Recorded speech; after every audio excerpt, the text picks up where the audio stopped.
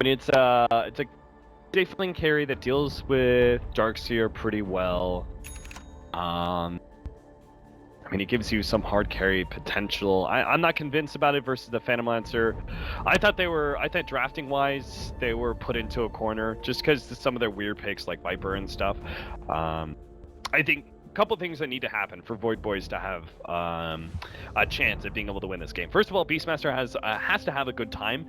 Ideally, in the laning phase, looks like he's holding off on whether or not he wants to buy Iron Talon, which... He'll probably see the matchup in Slardar, Winter Wyvern, and go, yeah, let's just go ahead and pick up Iron Talon, just make things easy. That needs to go well, and Viper needs to shut down the Phantom Lancer mid. SumaiL's mid Phantom Lancer, I'm interested to see how he does versus Susie's or 747's Viper, but... How do you handle that matchup? I mean, on paper, it should be pretty damn difficult. I mean, PL, he's elusive and slippery, but at the same time, it's a Viper's a Viper. Hold that thought, though, as we'll see what happens with the runes. Looks like it's going to be pretty standard stuff, as EG has a stranglehold on top and at bottom, obviously. Void Boys will take the others. So, actually, table that question for just a moment. Cap will come back to it. For now, let's take a look at who's handling who as they make their way to lane. It's going to be Symbol of Peace playing on our Kunkka. He's hanging around the jungle right now, making his way towards mid. Looks like it will be a support, joined by OmegaPwner on the Oracle as well. Morphling, played by PatSoul. He'll be playing, farming in the safe lane, I should say. Mid will be played by 747, as you had mentioned. That's going to be the Viper pick. And Sneyking did pick up the Iron Talon, now ready to go to work here in the off lane. Now on the other side, Evil Geniuses, PPD, playing his, I would say at this point, fairly trademark Winter Wyvern. In mid, as you mentioned, SumaiL on the Phantom Lancer, going to be going up against a tough matchup in the Viper. Universe is going to start going to work in the jungle on the Darkseer right off the bat, using the Iron Talon as well. It's going to be Zai wandering around on the Bounty Hunter, trying to harass Sneyking and being pretty effective at least leeching some experience so far. And then, of course, Fear, who is farming up the Slardar. I think part of the reason I wanted to see Iron Talon on Sneyking, it used to be thought that these kind of 4 positions like Bounty Hunter and Riki were too disruptive for you to run junglers, but I think that's not actually the case whatsoever, and we figured that out with Iron Talon being so good. Beastmaster is just able, like, look at him. He doesn't actually get low because he doesn't tank the creeps very much. Nice. Very well played by Sneyking, holding on like he was faking the right click. And looks like they caught Zai. Zai very quickly eating through the trees was a smart play. He just needs to try and wait out the dust, but I think he's going to make it. Yep, the boar slow is real, and it's close. He's going to try to double it back. God. Oh, barely made it. Barely made it. And too bad they don't have a second round of vision. Mm-hmm. Sentry wards. But Zai's going to make it away, and as you said, well, oh no! Oh. I blame you. You're controlling the camera. Alright. Viper died. Alright, so this is the answer of how well is SumaiL going to be able to do versus the Viper mid. Apparently pretty well. He just killed him.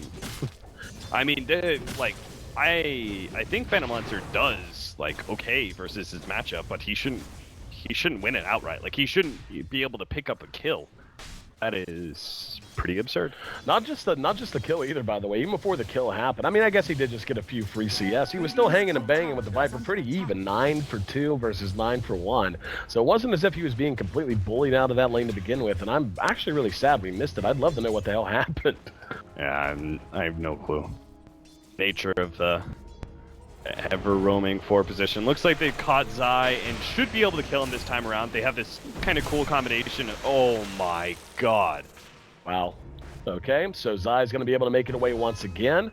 As a little bit of a, would you call that a misplay from Void Boy or a good play from Zai? No, that was, I mean, like, Zai, you can be like, okay, that was kind of smart of him to run backwards, but that was so poorly coordinated by these two, the two supports. Like, he should have been laid out the torrent and say release, and first of all, you put the torrent in the middle of the Bounty Hunter so he doesn't just run back on you like that. Right. I think it was just Symbol Piece misclicking torrent, but maybe a little nerves coming into it, you think?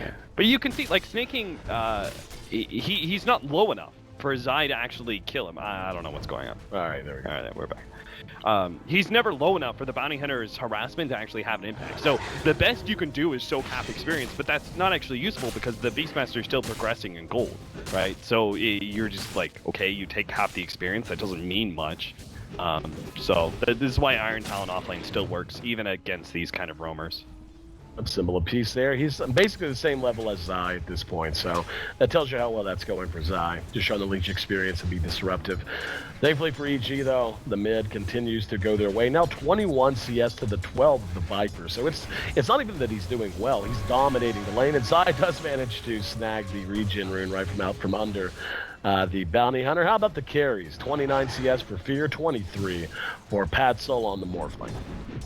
Yeah, they're both having a free lane. It's pretty standard. Like, carries have a pretty boring time the first 10 minutes just because so many offlaners will abandon in favor of Iron Talon, just because it's safer. Like, players like Moon Meander and Swindles, who are two American offlaners who are very outspoken about how much they hate Iron Talon, it's because they're not farming offlaners. Their playstyle is meant to be like disruptive and in your face and draw attention away from the mid lane, and that's just not entirely where the meta's at. It can still work, but it's much more Iron Talon and farming focused in the offlane. Now, how do you feel about the Iron Talon? Just as a commentator with no dog in the fight. Oh god, 747's mega dead. Death number 2. So I would say that it's not good. I mean, it makes offlane boring to watch. Like I'll be honest, Sneyking should be okay. Like I as an offlaner, like when I play offlane, I like to be really disruptive, but so it doesn't fit my play style either. But I think it's also just boring to watch and too simplified. That's kind of how I feel. Is I don't like anything in any game, good or otherwise, where it's just like, oh, okay, so some people, like, we want you to be able to get farm, so we're going to create an item that basically makes it so you can do one thing that already you have a role to do, you know what I mean? Like, it makes it feel just a little too farm-centric across the board, as opposed to playing with a multitude of play styles that are all suitable in the meta. But the best suggestion I've heard so far is to increase Iron Talon's cost by, it doesn't even have to be that much, just enough that you can't buy Iron Talon and Tangos at the beginning of the game. Because that'll either slow down your farm in the beginning because you have to pick up Tangos and you don't have that activatable yet from the Iron Talon being complete, right, and you have to go back to complete it, or you start out with just Iron Talon, in which case 4 positions like this Bounty Hunter here would actually have a much larger impact because you don't have a source of regen. That's fair. That's a really smart way to look at it. To me, like lowering the percentage of damage, because it's really that first burst of damage on the big creeps that makes Iron Talon so effective. So if you lower it to something like 30%, I think that slows it down enough. It doesn't completely eliminate the purpose of the item, but it'll make it so you can't just use those front 4 Tangos to just continuously tank through and do well early. I don't know. What do I know? I'm just a guy who used to cast Dota. EG continuing to roam around. Zai has found himself level 3. He is falling pretty damn far behind. In fact, he and the Kunkka are the lowest levels on the map. Looks like EG wants to get something going, though, as they've now hooked up Universe and PPD with him. Yeah, they Universe should never like show in lane against this kind of matchup, just because the Morphling's pretty dangerous, and then we should have seen the power of this combination of Oracle and Kunkka, where you have this really long ensnare that allows the Torrent to be able to land. Pretty cool combination, a lot of nuking power. So when Universe shows up in lane, I think it is a bit obvious that he's got some backup behind him, but obviously Void Boys, even if it wasn't completely obvious just from that read, they even had a ward in lane, so they shouldn't be caught out by this in any way. As I say that, though, OmegaPwner's a little far out. Yep, here we go. Jumping ahead is SumaiL. OmegaPwner able to make it away. Torrent's going to be off the mark. X marks the spot onto the Phantom Lancer. SumaiL sent back. Symbol of Peace. Gonna double time it back to his tier 2. And it looks like SumaiL wants to play this out. Gonna hit the Spirit Lance. Doing good damage and will get a kill under the enemy tier 2. This is a major dive taking place back there. In the meantime, the rest of EG just continuing to peck away at the tier 1. So pretty much no response whatsoever out of Void Boys. Yeah, that was pretty interesting that EG, like, that is a 5-man rotation before the 10-minute mark. Now, it's not that weird to evade the enemy safe lane. Like, very common factor ever since TI5, where CDC, they were the team to do it the most with aggressive, or at least they were the team to do it most successfully with their aggressive gyrocopter, where they would always move that carry into the enemy safe lane, invade, just because your own safe lane is too dangerous, right? But Sneyking think he's dead. That's the Primal Roar. Universe might still be able to run him down. Close. Yeah, Universe. Gonna have to punch him a couple times. I don't think that's gonna work. One more? Well, nope. Thought he would get there. Not the case. Meantime, down at bottom, Fear taking a little bit of damage. He was X'd and torrented, but he's got an armlet done already, by the way. We haven't even really gone through item progression all that much. Take a look at the Morphling. He's not got much. He's not that far behind Fear, but certainly just as a whole, 0-0 and 0's been a part of less compared to cores like SumaiL's Phantom Lancer, who has already got 1,800 gold up. We'll see if he wants to go tier 2 boots, if he wants to go straight Diffusal or what. Yeah, that's the big difference, is that Viper, like 747, you don't pick a Viper to lose the laning phase, but he definitely did, right?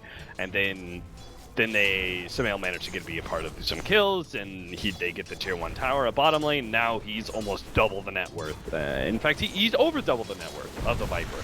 That is the big difference of how the laning phase went. You could say that, like, oh, Morphling, you know, he doesn't have as much net worth because the tier 1 tower, or he got chased out of his lane or whatever, but and that's fair.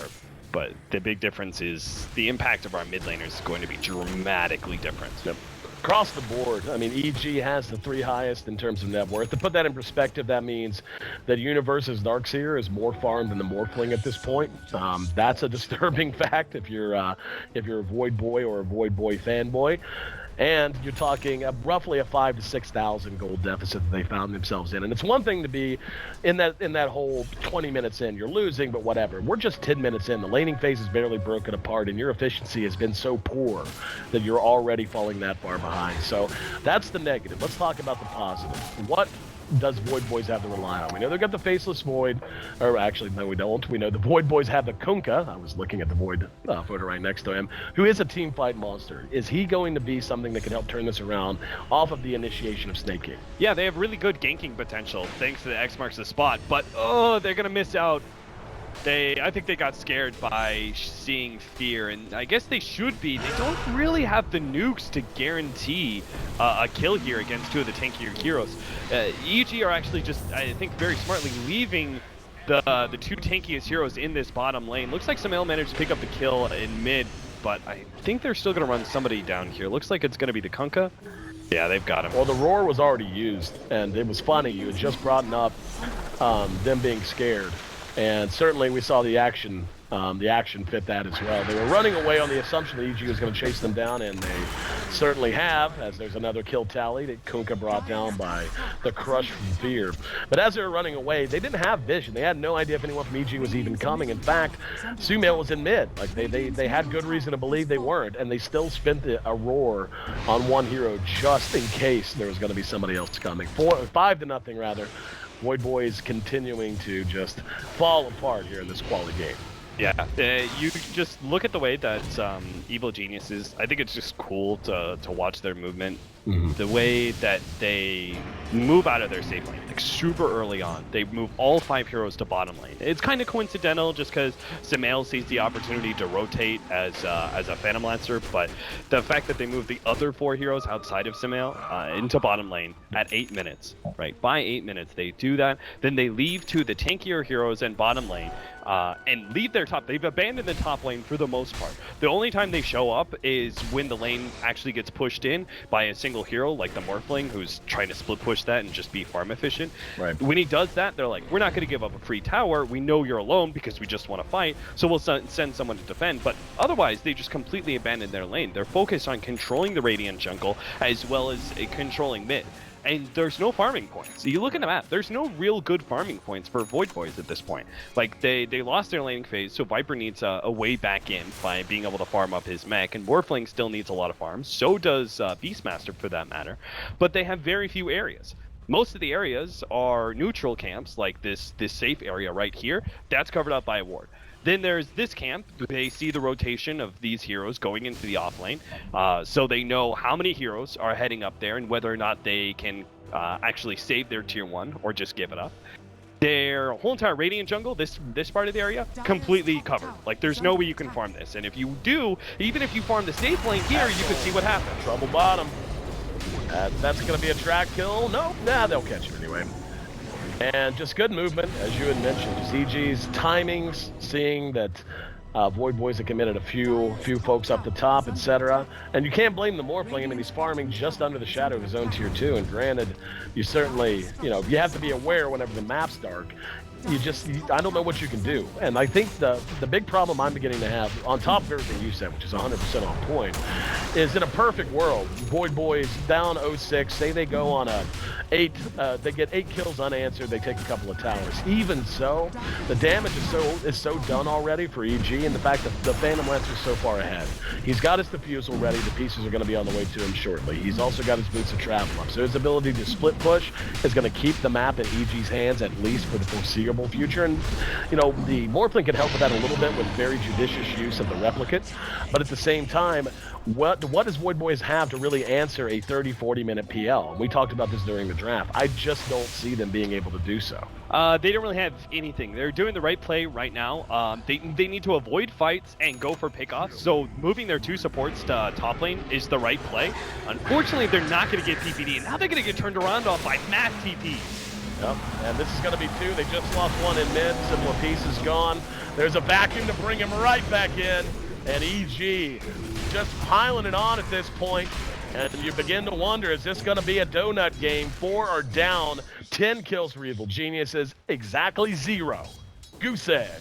For Void Boys, they have not managed to bring 1 hero down from EG this entire game. And outside of a lucky gank, I don't even know how they're going to do it. That's a 2,000 gold swing overall. We're already to 10,000 gold deficit for Void Boys as a whole. They call it. It's over. GG. So goose egg. EG whitewashes Void Boys.